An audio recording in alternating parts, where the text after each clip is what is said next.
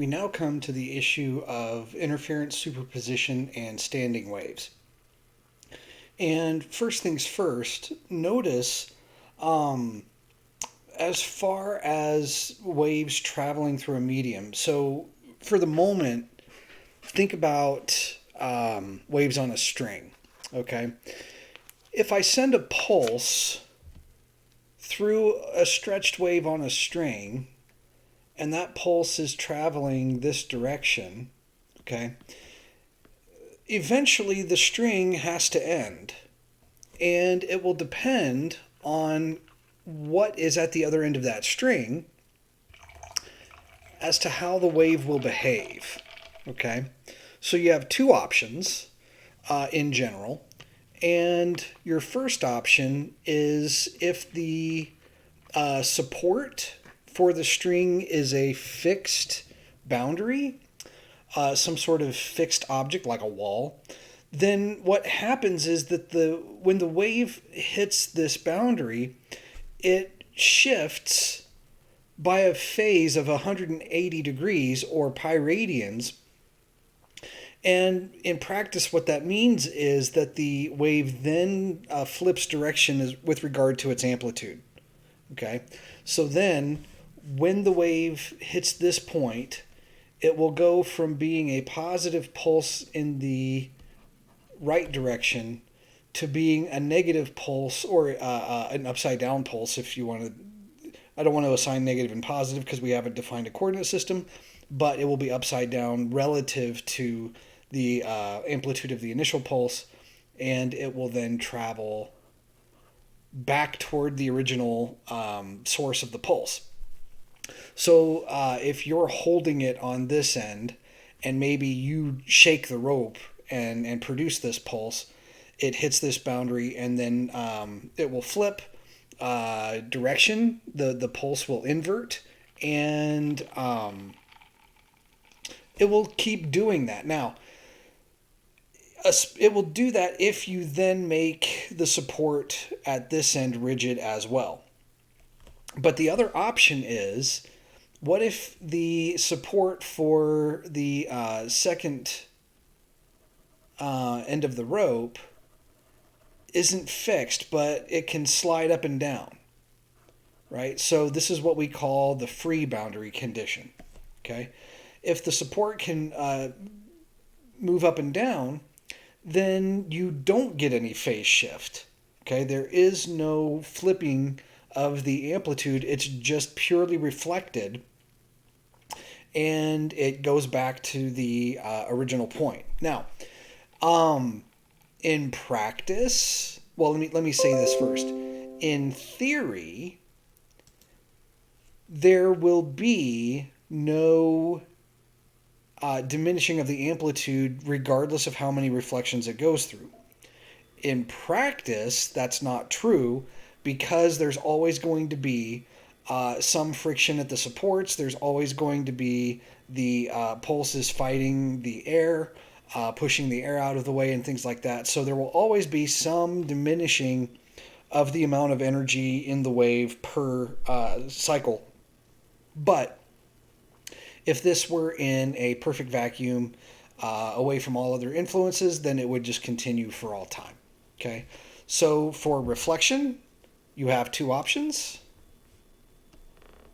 If it's a fixed boundary condition, you get the pi radian phase shift. If the second end is a free boundary condition, then you get no phase shift. Okay? So that takes care of reflection.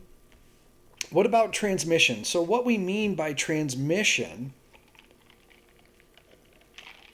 is what happens when the wave hits a boundary between two different media. So this is not necessarily the same type of boundary as in the previous case of reflection, although you will get some reflection. Okay? But the two cases are, case one, if the mass per unit length in the first medium is greater than the mass per unit length in the second medium, okay, then you have two things happen when the pulse hits this boundary. Some of it will be transmitted and some of it will be reflected. And what happens is the transmitted wave will have a pulse in the direction of the original incident wave, but you'll also get a reflected component that will be inverted. And that is under this condition. So this is similar to the wave, the reflected wave in the previous slide hitting the immovable boundary. Now, in this case, the boundary is not immovable, but it is going from a smaller medium to a larger medium, or a less mass per unit length medium to a larger mass per unit length medium. And as a result, it kind of has a pseudo rigid boundary condition to it. Okay, but it's not complete, and therefore you do get some transmission and you get some reflection. And because it's hitting a more rigid boundary, you will get the phase shift for the reflection. So, in summary, when mu1 is less than mu2, there is no phase shift for the transmitted portion of the wave. But there is a phase shift for the reflected wave. However, if, on the other hand, if mu1 is greater than mu2, when the incident wave hits this boundary, it's going from let's put it this way. The boundary is smaller on the mu2 side, right? So this is more akin to the movable support, right? It's more analogous to the movable support. So therefore, even though you still do get some reflection, right? You still get some reflection of your wave, you will get a transmission of the wave, and the transmitted wave will also still be, the pulse will be in the same orientation as the incident wave, right? So when mu1 is greater than mu2, there is no phase shift for either wave. Okay, and this is to indicate that if the support on this end is also movable, okay, then what will happen, let's suppose this support on this end is also movable, then when this transmitted wave hits this end, it will reflect and come back this way. And when the reflected wave hits this end, it'll come back this way. And that's what these two pulses right here and right here are indicating. Okay? So my next question is, what will happen when these two pulses cross paths? Right? But before we answer that question, let's make one note, and that is energy conservation still must hold. So whatever is the energy in the incident wave must equal the energy in the reflected wave plus the energy in the transmitted wave. And that is true for both of these cases. Okay? So do make note of that. So now back to this question of what's going to happen when this transmitted pulse and this reflected pulse then come back and are moving toward each other. Okay? So this is the issue of what we call superposition. And superposition is the phenomenon by which, or I should say, the phenomenon of how waves behave when they cross paths, when they meet. Okay? So suppose we have these two pulses, and they're moving toward each other. They both, in this case, they both have the same amplitude. So at T1, at time 1, they're some distance apart. At T2, they're closer. Then at T3, they happen to be at the same point. So superposition is really the phenomenon of what happens to the waves at the same point. Actually, it's really what happens to the wave functions, because our functions could be multiple pulsed waves. They don't have to be single pulsed waves. But the idea being that how is the sum of our waves, how does the sum of the waves behave? Let's put it that way. How does the sum of the waves behave when we take the same snapshots in time, right?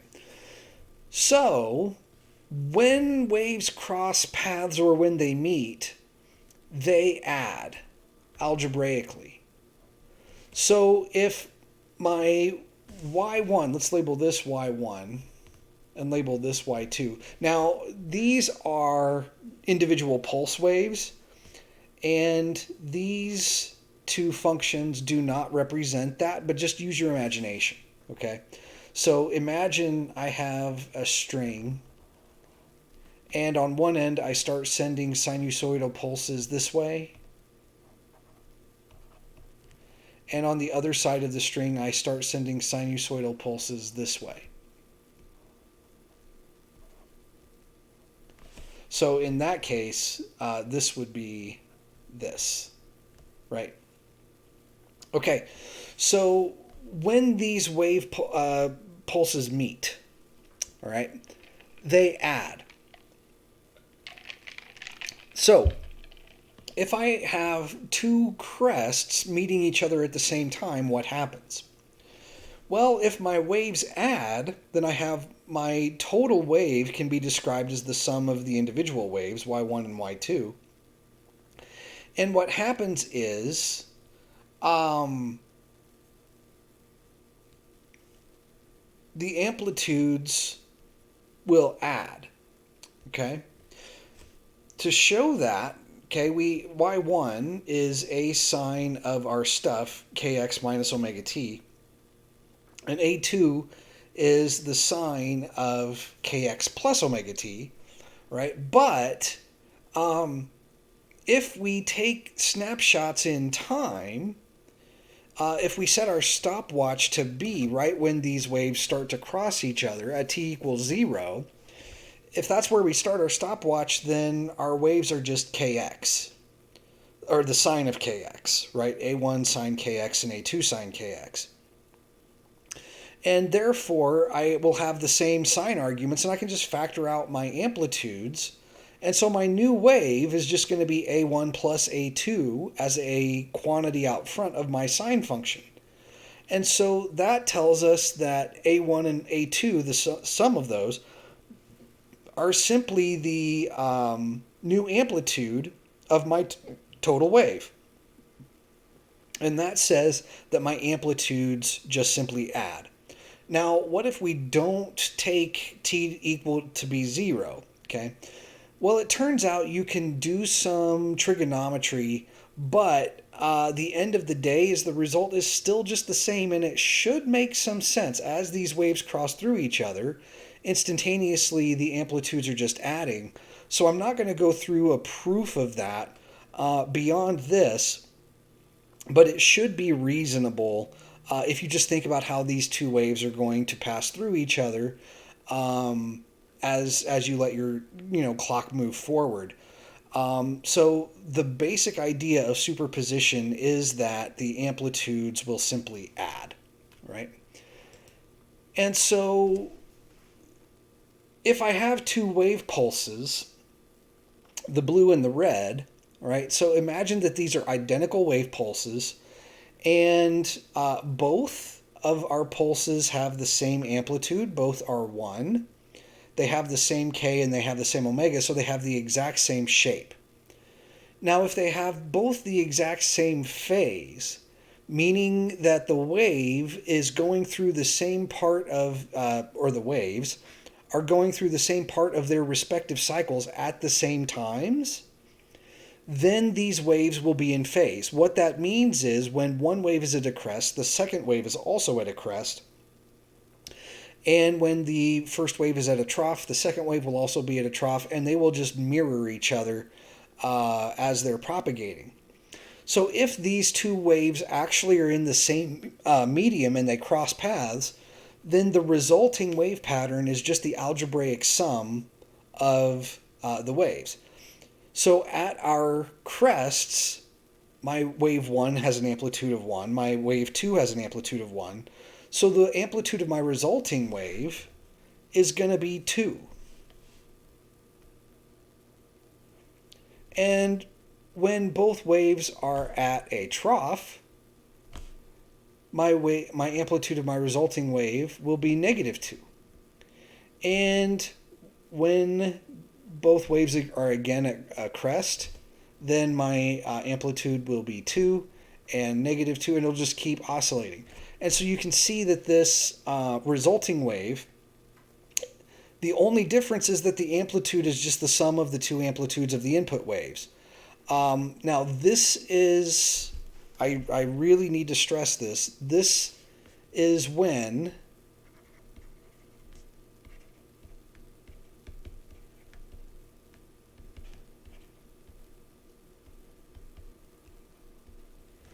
our wave numbers and our angular frequencies are the same. Okay, then you can sustain this sort of pattern, right? But what happens if my waves are out of phase? So suppose I have A1 hitting a trough when A2 hits a crest.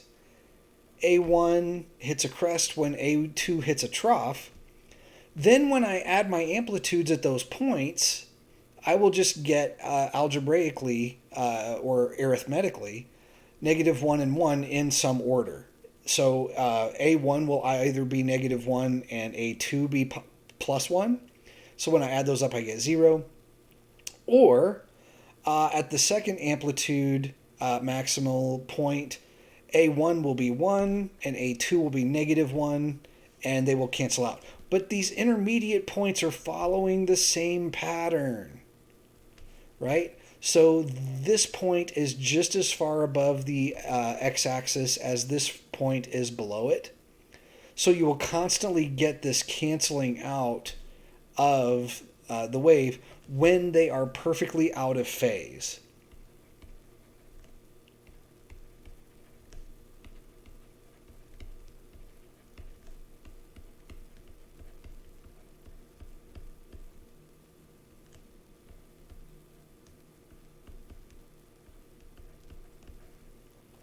And in this case, they're out of phase by pi radians. Okay. Then we also have, well, okay, let me come back here. So the result is that your resulting wave is what we call the null wave.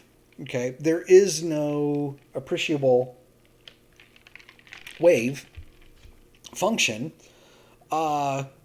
when these two waves cancel each other out. So this wave, y total, just equals 0 for all time. Okay? So be aware of that.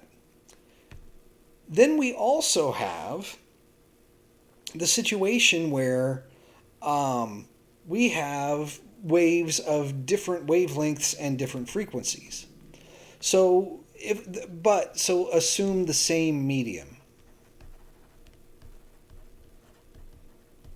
And that really should have been explicitly stated before in the two previous slides. So these waves are assuming that waves 1 and 2 are in the same medium. Because if they weren't in the same medium, then they couldn't cross paths and they wouldn't add, right? So that's one of the assumptions that has to be here. Okay? All right. So what about when I have different waves traveling through the same medium? So what if wavelength 1 does not equal wavelength 2? And by extension, what this implies is because If it's the same string, then the velocity of the string for the first wave will equal the velocity of the second wave. And therefore, if lambda 1 does not equal lambda 2, then because lambda 1 times f1 must equal lambda 2 times f2, that means my frequency cannot be the same. So both waves will have different wavelengths and different frequencies, even though they have the same velocities. And the resultant wave is just the algebraic sum of each position along these waves. So if I look at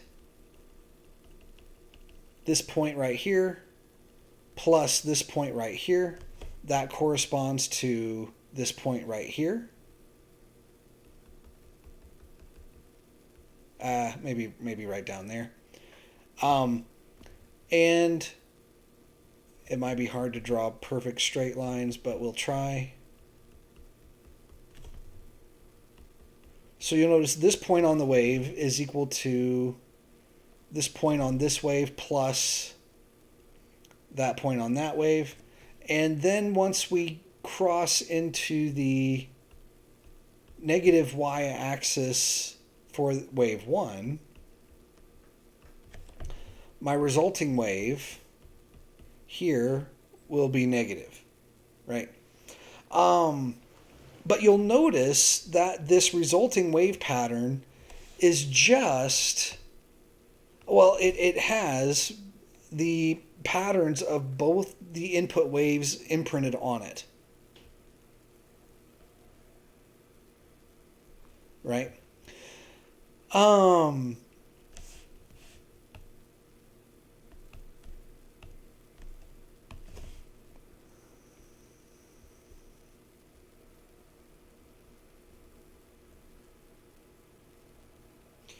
I didn't draw it below the axis, but you get the idea, right?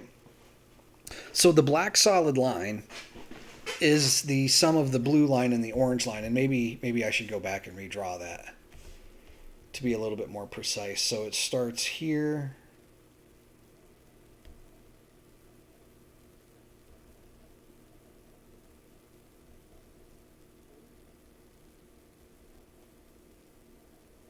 And so on, okay? Not perfect, but you get the idea, right? So the black line on that third diagram is just the summation of the first two input individual waves, right? Now, we're not going to go into this in any way, shape, or form. This is just for the anybody who wants to be, for example, like a electrical engineer or a sound engineer, or do any sort of signal processing. Okay.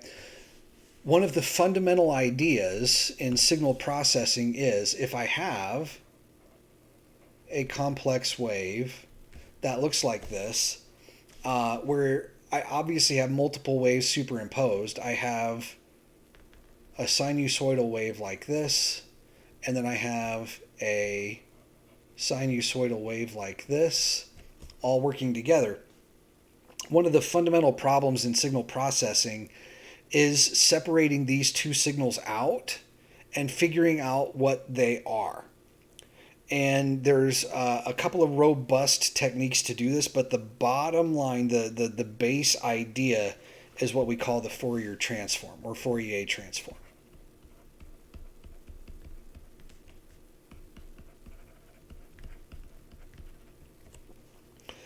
And so Fourier transforms allow us to actually break really, really complex signals up into their individual input sine waves, which is a very, very powerful technique across a lot of different fields. So if you're going to go into any sort of signal processing field, you're going to be doing a lot of Fourier transforms. We're definitely not going to go through the mathematics here, but just be aware that it's a thing. And it's, I mean, honestly, it's really, really powerful, and it's really, really fun. At least I think so. Okay, so now that we've talked about how, individual waves behave on strings, their reflection, their transmission, and so forth, their superposition. Now it's time to talk about the issue of what we call resonance. Okay? So, suppose that I have a string of length L and it is stretched rather taut. Okay?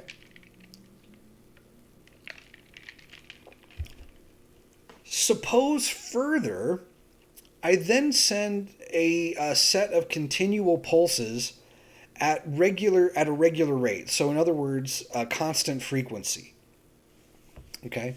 So send pulses of constant frequency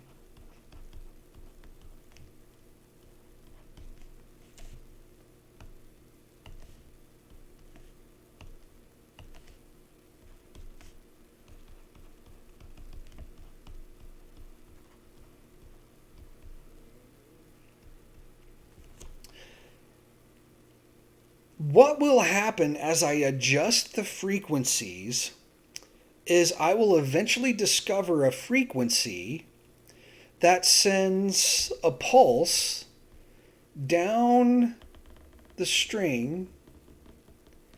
And so the entire point here is that these two supports are rigid.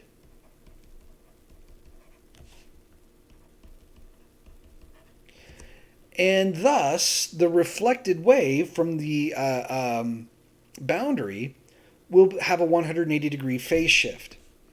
And so then it will return the pulse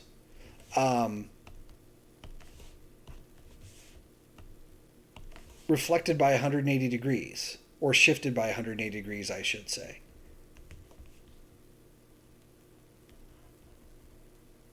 Okay? I will eventually find a frequency that establishes this pattern, where it sends a single pulse down the rope, and then the reflected pulse comes back. If I achieve this pattern, this is what we call a standing wave. Okay? If I achieve this pattern, I will have a standing wave. Now, not any generic frequency will work. So I can't just haphazardly start sending a sine wave through a medium and like a string or a rope and achieve this. But if I can find the frequency that allows this, then I will be able to start the process of analyzing what we call these standing waves. Now, the waves are still actually traveling through the string. The reason we call them standing waves is because generally when you have a string, especially a really, really taut string, think of like a guitar string or a piano string, very, very taut, under a lot of tension, and you put a wave pattern like this into it, it just seems to form this loop. To the naked eye, it forms this loop, and you can't actually see the pulses moving through the waves, right? So you just see this kind of loop established and quote unquote standing, and hence why we call this the standing wave. Now, some terminology. Points where the rope is fixed along the equilibrium line, and the equilibrium line is the undisturbed rope where it's just in a straight line between its two rigid supports. When the rope doesn't have any displacement from that equilibrium line, we call these nodes. Okay? And points of maximum displacement are what we call antinodes. Okay?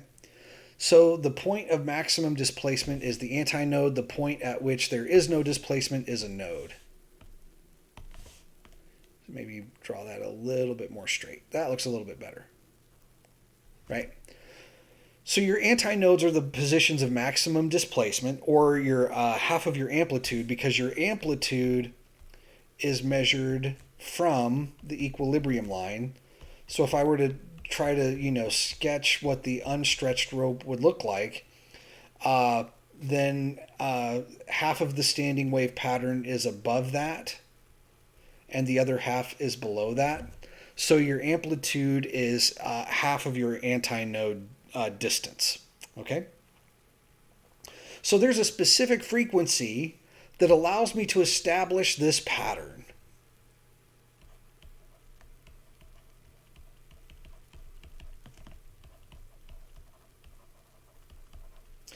And what happens is the idea of resonance,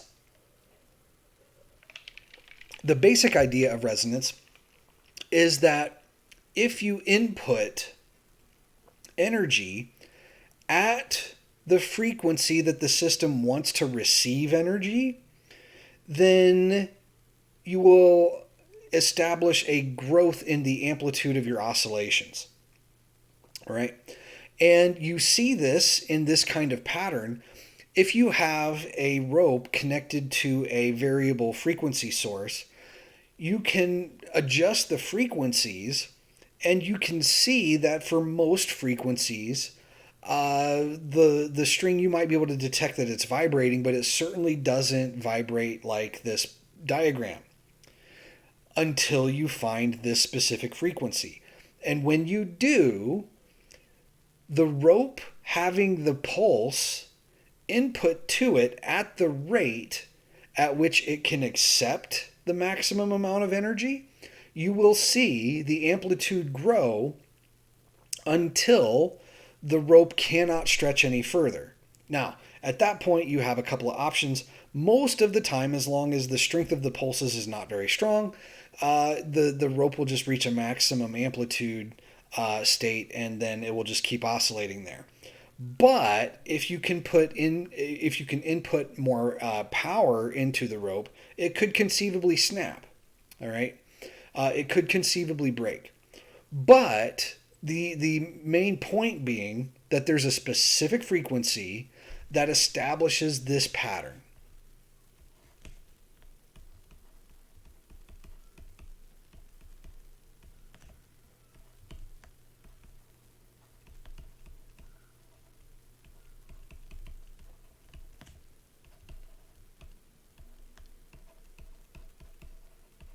Okay. And as a result,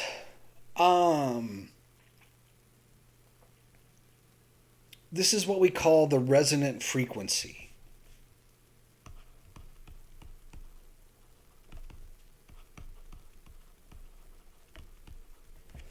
For this pattern, right? Now, if I adjust the frequency, then I might be able to establish another pattern that is similar, but what happens is that to establish the next standing wave phenomenon, I have to adjust my frequency such that my wave completes one full wavelength across the rope. Okay? And so this first pattern is what we call the n=1 mode. Okay? So these are your modes, your n=1 mode, n=2 mode, n=3 mode, n=4 mode. And the n's represent the number of antinodes in the mode.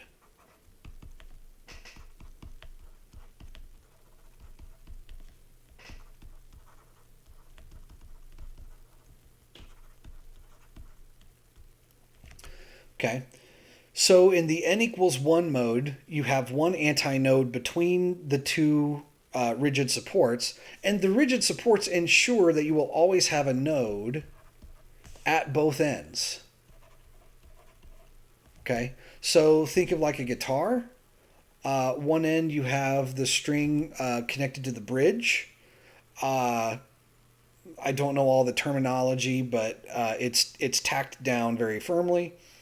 and then it's strung up over the neck, and then it goes into the tuning slots.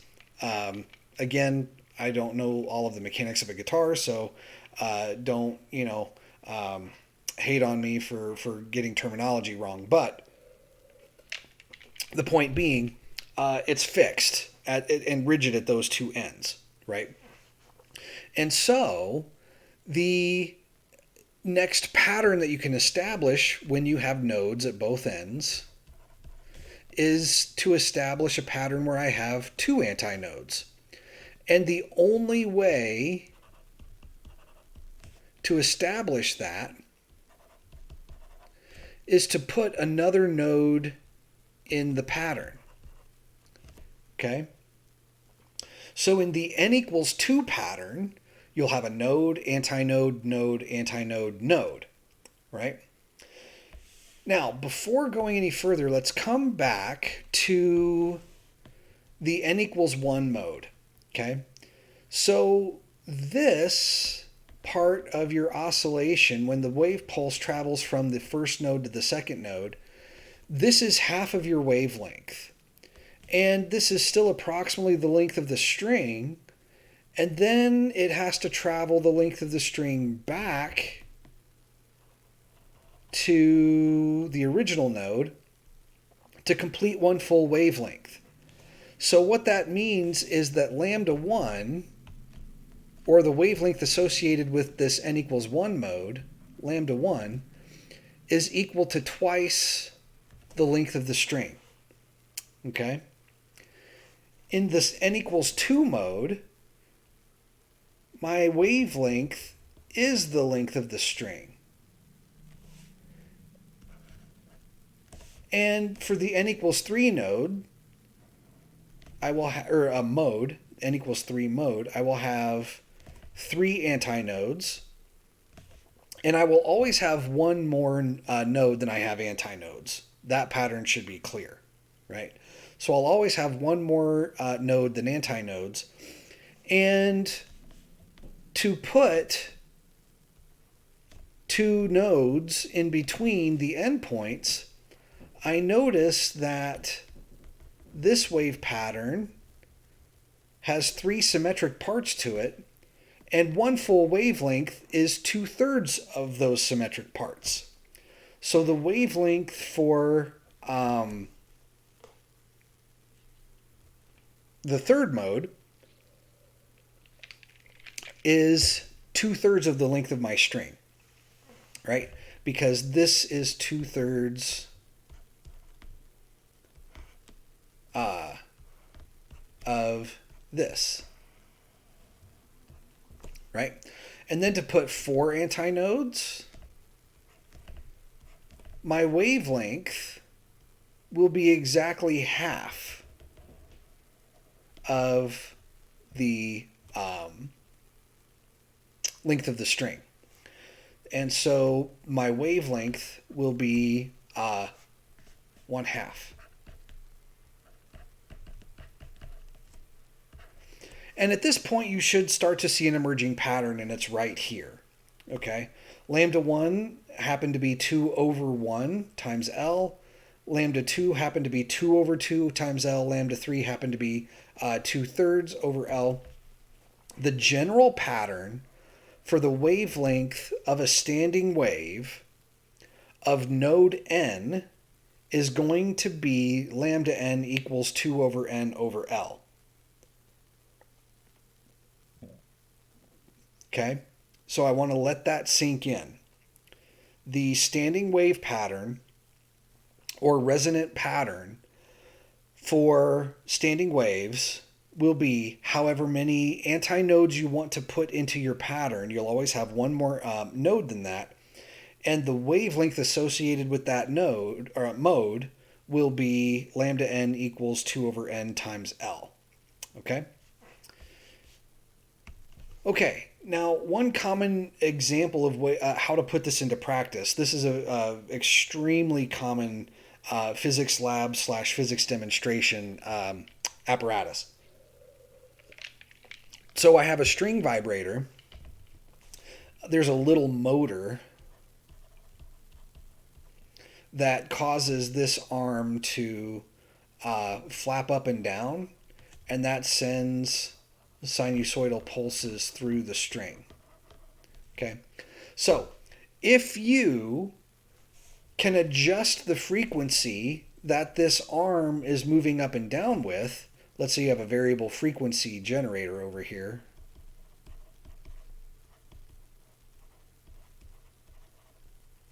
Oh man, today's a tough spelling day.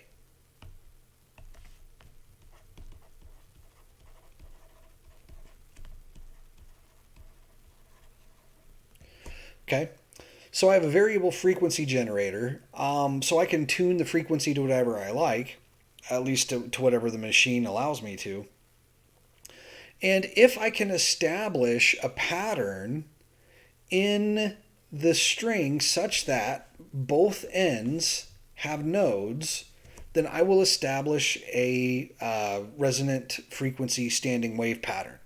Okay? And I put the tension in the string via this hanging mass. So if the mass is not accelerating up or down, then Newton's second law says that mg must be balanced by the tension. Okay?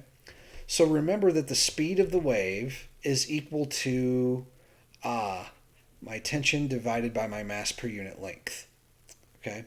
Now, we're going to assume for the purposes of this that our string is a constant mu, and that should be a really reasonable assumption. If you're using string and you get it from a spool, then it really should be a consistent spool. So here's my question: if L is equal to 1 meter and my mass per unit length is equal to 0.1, let's use 0.01 kilograms per meter. Oops, I don't need the square, I just need the meter. Okay, so A, what is the frequency associated with n equals 1 mode? Okay, what is the frequency associated with the L equals 1 mode, or n equals 1 mode? And B, what is the frequency associated with the n equals 2 mode? And C, what is the frequency associated with the n equals 3 mode? Okay? So, first things first, strategy, how to solve. We can compute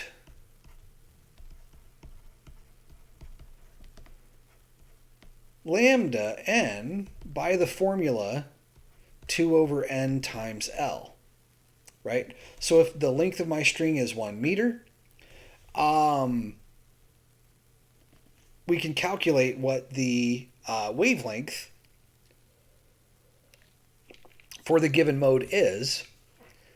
Step 2, if we know the tension and the mass per unit length, we can compute the velocity. And then 3, we can use F times lambda equals V. Okay? So from this, then we can find our frequency. Okay, so that's the strategy. So we'll just go ahead and compute the velocity because this is going to be the same for all cases. Okay, so if I take, we need to define our hanging mass. Let's use half a kilogram. So let's suppose m is equal to 0.500 kilograms. Okay? So if m is equal to 0.5 kilograms, then my weight, my tension, is equal to 0.5 times 9.8. and my mass per unit length is 0.01 kilograms per meter. And I'm dropping the units for brevity, but it does come out to velocity. We've already proven that. And if I take this, 0.5 times 9.8, 9.8 times 5 is 49. So 0.5 times 9.8 should be 4.9. And then 0.01, 4.9 divided by 0.01 is 490. So this should be the square root of 490. And if I take the square root of 490, I get 22.13. Okay? So keep that in your back pocket that this is how fast the speed of the waves is. Okay? And as long as you're not changing the string and you're not changing m, then the speed stays the same. Only f and only lambda adjust. So if you're adjusting the frequency with the variable generator, then you're observing how the wavelength responds to that change in frequency.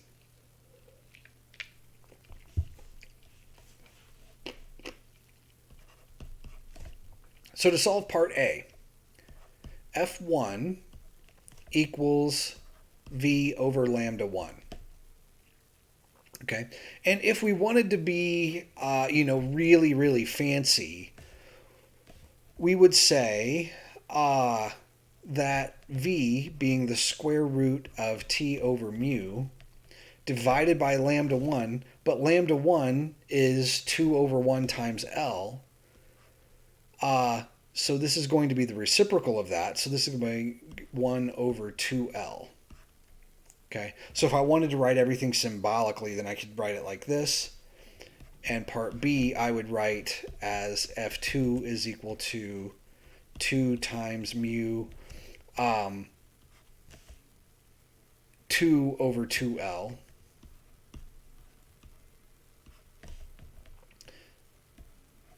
And F3 would be T over mu.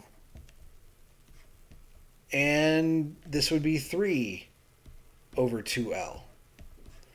And at this point, you should notice a pattern. Okay?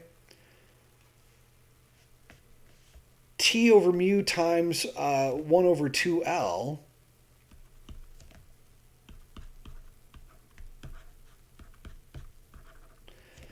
is the frequency associated with the n equals 1 mode. This is what we call the fundamental frequency.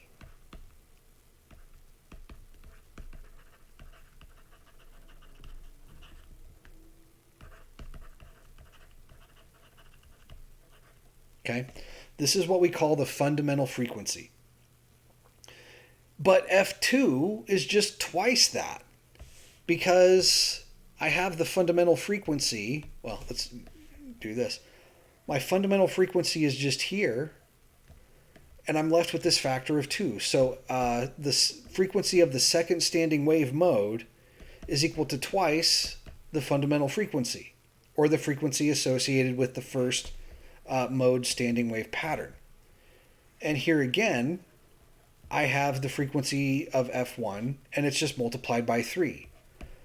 So, with that in mind, if I can compute F1, then all I need to do is multiply that by 2 to find the n equals 2 mode, and I can then multiply by 3 to find the frequency associated with the n equals 3 mode.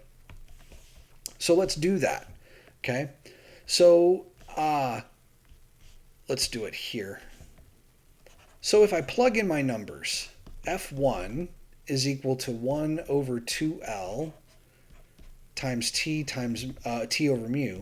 So this is 1 over 2 times 1.0 meters times the square root of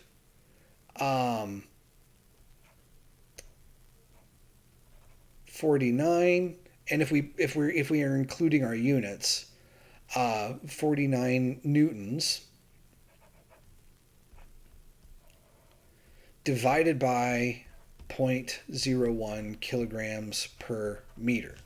Okay, so let's actually go through this, right?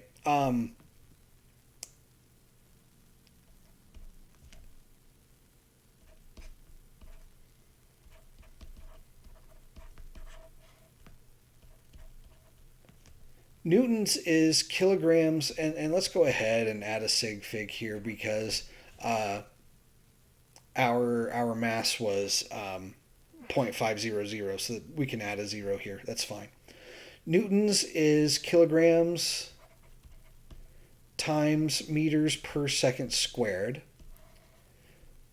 divided by 0.01 kilograms per meter. So my kilograms cancel out, but my kilograms per meter in the denominator here, the meters is in the denominator of the denominator. That allows my meters to actually combine.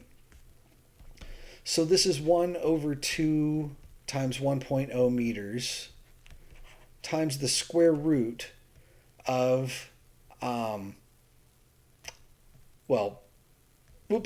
this should be 4.9. I lied. It's 4.9.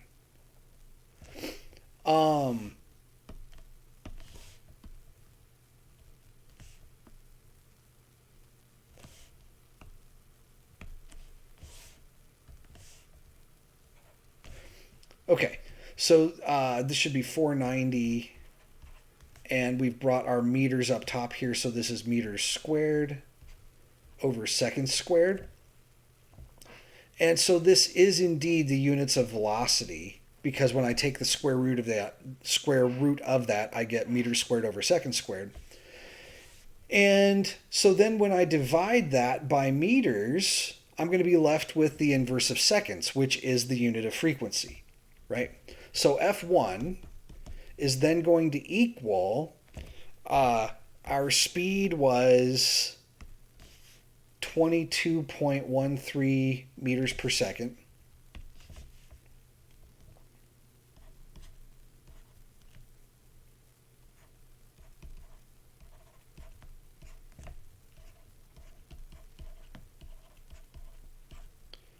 So this V, this calculation is this right here. And my meters cancel out as promised. We get inverse of seconds. So 22.13 divided by 2.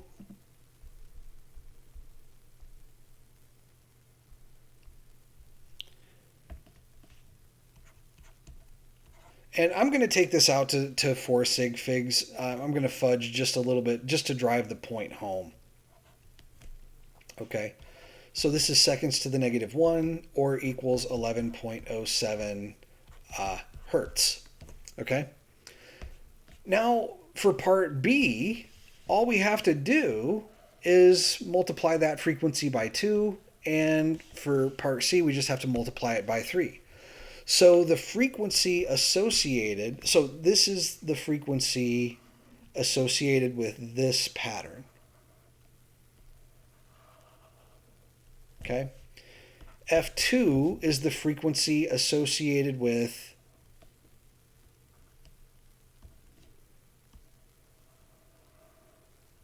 this pattern.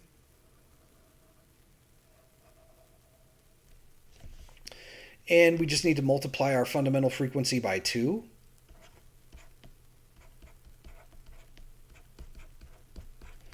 So this is going to be approximately 22.14. Now that won't be exact because we rounded, but that's fine.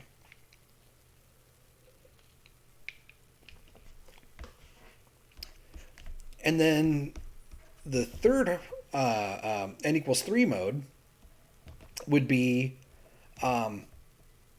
if I have a node here and a node here,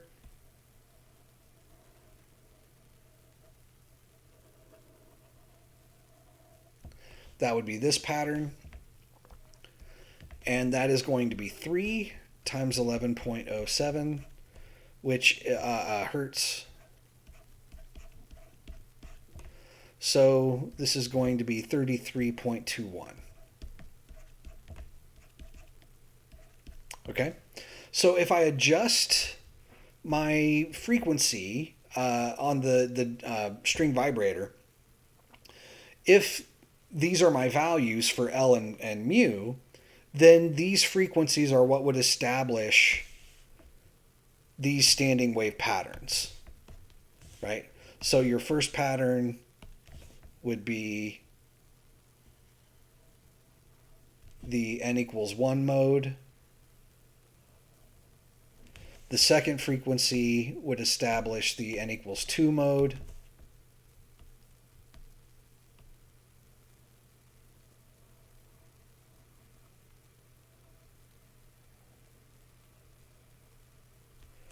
And the third frequency would establish the n equals 3 mode.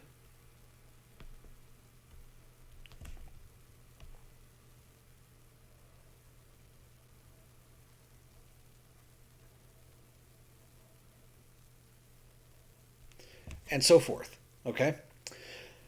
And notice, okay. Let's come back here. Okay. What's general for a given string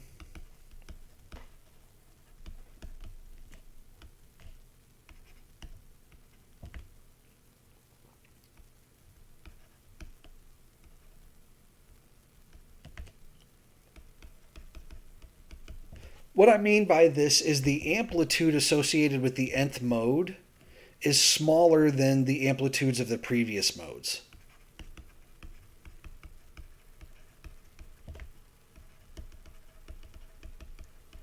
And this is just conservation of energy. Okay, the energy has to be spread out more along the string, and so there's not enough energy to keep pushing it higher and higher.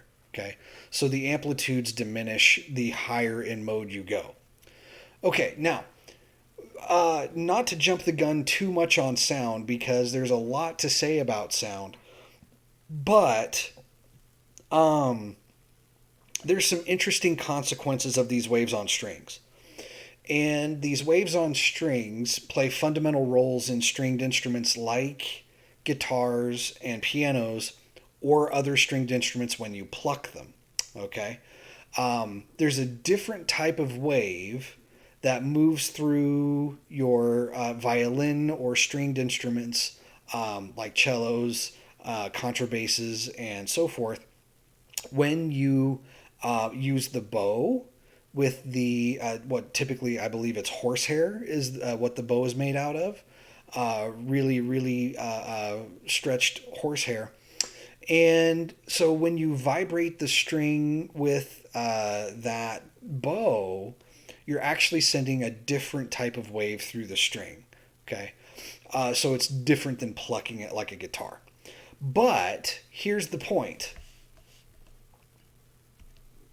Okay, so one reason why standing waves are important for musical instruments, like a guitar or a piano, when you pluck or strike the string, it produces a pattern of standing waves, and the standing wave associated with the fundamental frequency is the tone that you hear. So we call this the fundamental mode, right?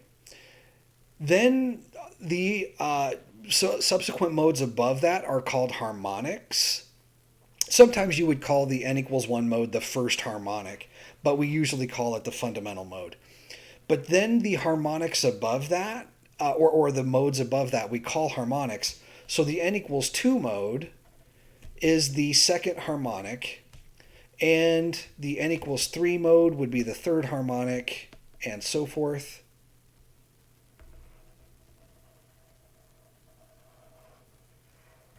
Okay. Didn't quite hit the node there.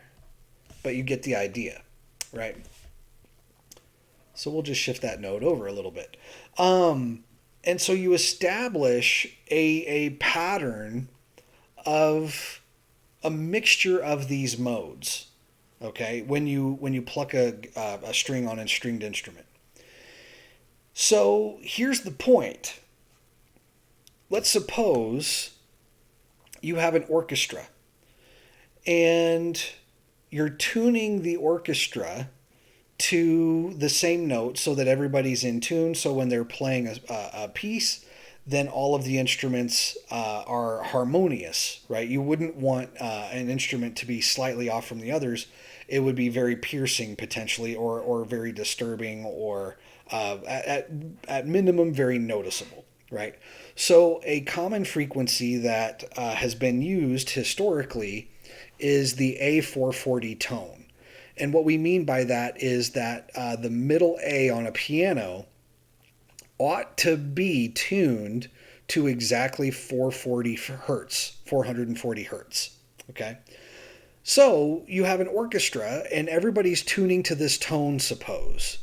All right. I don't think they use this tone anymore, but it was very popular. But in any case, so imagine you have all of these different instruments tuning to this tone. All right. What they're doing is they're adjusting their instruments such that the fundamental tone that's produced when they pluck their strings is this frequency. The fundamental mode has this frequency. Okay. But here's the question. Most people can differentiate between the sound of a piano and the sound of a guitar. How? What is different between the sound of a piano and the sound of a guitar? And it is this right here. Each unique instrument excites a unique set of harmonics. So each string on a stringed instrument, when you pluck it, it will vibrate with a given amplitude, and most of that is wrapped up in the fundamental mode, and that's why that's the tone that you hear. But then you get a complex mixture of all of these higher order harmonics, and these can stretch way down. We haven't even listed all of the individual harmonics. This can be an extremely complex wave pattern, and that means it's exciting a large number of these harmonics.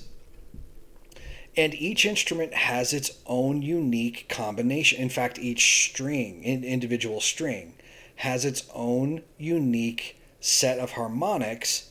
It just so happens that per instrument they're very similar, so you can still tell that a high note on a piano is a piano, and that a lower note on a piano is a piano. Even though those two strings are exciting different types of harmonics, they're still going to be at least similar enough that the tonal quality is that of a piano. Okay, so when you are listening to music, keep that in mind. All right, that you're able to differentiate instruments because each instrument has a fundamental note that it's playing, but then a complex and very rich set of harmonics on top of that, but at much lower amplitudes typically than the fundamental mode. And it's that combination of the amplitudes of those harmonics and which harmonics they are that gives each instrument its unique sound, and that is what we call the attack of the sound. Okay, so the total sum of the fundamental mode plus the harmonics that are produced equals the sound of your instrument. Okay, and myself being a musician, I find this highly fascinating. There's all sorts of very rich ways that physics and music overlap. This being the starting point of that. Engineering, issues would be, how do you build a piano, a bridge to hold the strings to withstand the extreme tensions that you have to put piano strings under? What kind of wood is best to build the bridge of the neck of a guitar so that it doesn't warp under the tension that you have to put the strings under, right? So these are very interesting engineering or very interesting ways in which physics and engineering overlaps with the production of music, right? So I just personally find it incredibly fascinating, and I just wanted to give you guys that little primer. So, in case you want to dive more in depth into individual instruments, there's no shortage of rabbit holes that you can go down. But I will leave that there for this lecture, and I hope you enjoy, and we will see you next time.